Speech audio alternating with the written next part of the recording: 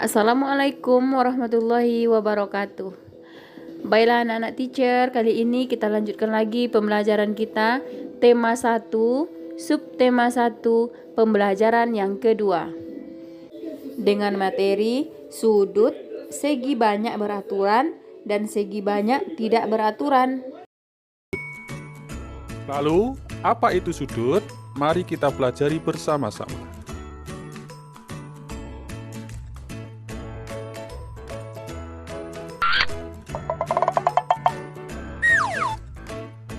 Gambar berikut adalah gambar sebuah sudut. Kita beri nama sudut A, B, C. Dari gambar tersebut, maka bisa kita tarik kesimpulan sudut dibentuk oleh dua buah garis lurus. Kemudian, posisi kedua garis saling bertemu atau berpotongan, membentuk titik sudut. Kemudian, antara dua buah garis terdapat jarak.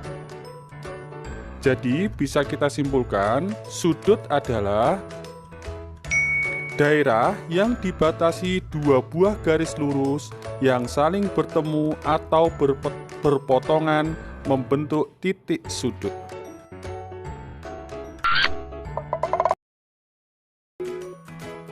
Sekarang, mari kita mengenal bagian-bagian dari sudut. Yang pertama, sudut berikut disebut dengan sudut ABC. Cara penulisannya, titik pertemuannya yaitu titik B letaknya berada di tengah-tengah. Kemudian, garis AB dan garis BC disebut dengan kaki sudut. Sedangkan titik B merupakan pertemuan antara garis AB dan BC disebut dengan titik sudut. Selanjutnya, terdapat jarak antara kedua buah garis. Maka ini dinamakan dengan besarnya sudut dengan satuannya adalah satuan derajat. Tahukah kalian, meskipun garis diperpanjang, maka besarnya sudut akan tetap sama. Ya, itu tadi adalah bagian-bagian dari sudut.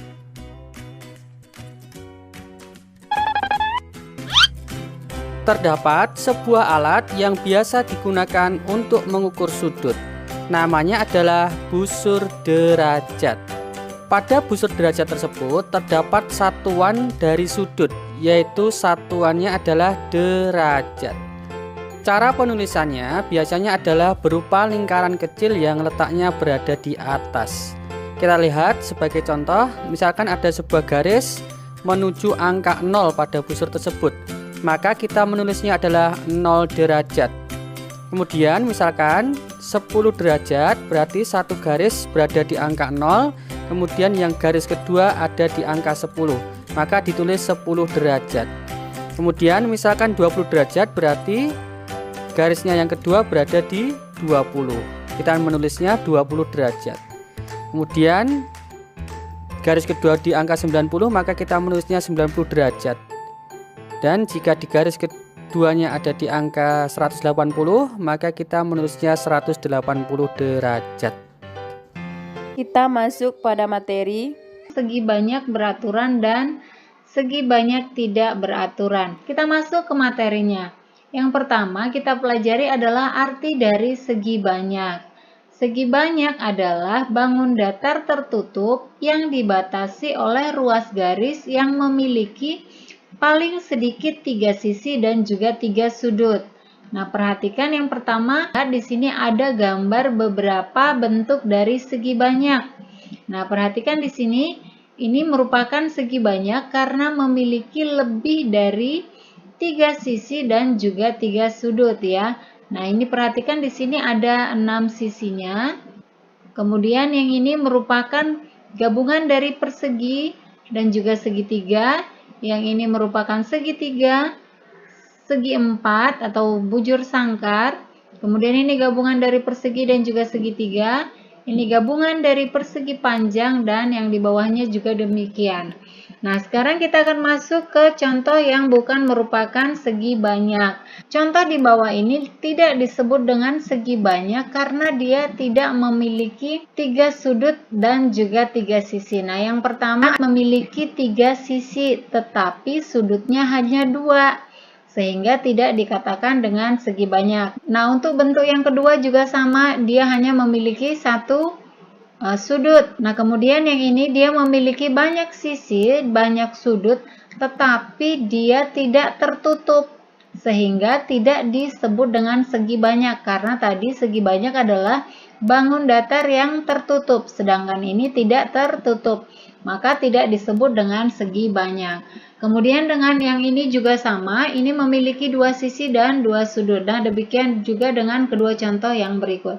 Nah, selanjutnya kita pelajari yaitu jenis-jenis segi banyak. Segi banyak ada 2 jenis. Nah, yang pertama kita pelajari adalah segi banyak beraturan. Segi banyak beraturan adalah segi banyak yang semua sisinya sama panjang dan kemudian semua sudutnya sama besar. Ciri-cirinya dapat kita lihat yaitu sisinya keseluruhannya sama panjang, kemudian sudutnya juga keseluruhannya sama besar, dan ciri-ciri yang terakhir yaitu bentuknya cembung. Nah, perhatikan contohnya berikut ini. Nah, ini adalah gambar segi banyak yang keseluruhan sisinya sama dan juga sudutnya sama besar. Nah, ini segitiga sama sisi. Ini semua sisinya sama dan juga sudutnya. Kemudian ini gambar persegi, semua sisi dan sudutnya juga sama. Pentagon atau segi 5 juga memiliki 5 sisi dan sudut yang sama. Kemudian heksagon atau segi 6 memiliki 6 sisi dan sudut yang sama. Kemudian selanjutnya itu heptagon atau segi 7 memiliki 7 sisi dan 7 sudut yang sama juga. Yang selanjutnya yaitu oktagon atau segi 8 memiliki 8 sisi dan 8 sudut yang sama. Dan yang terakhir adalah dekagon atau segi 10, juga memiliki 10 sisi yang sama dan 10 sudut yang sama. Nah, ini adalah contoh-contoh segi banyak yang beraturan sama besar. Selanjutnya yaitu yang kedua, segi banyak tidak beraturan. Tidak beraturan berarti adalah segi banyak yang sisinya tidak sama panjang atau sudutnya tidak sama besar. Yang pertama, ciri-cirinya yaitu sisinya tidak sama panjang.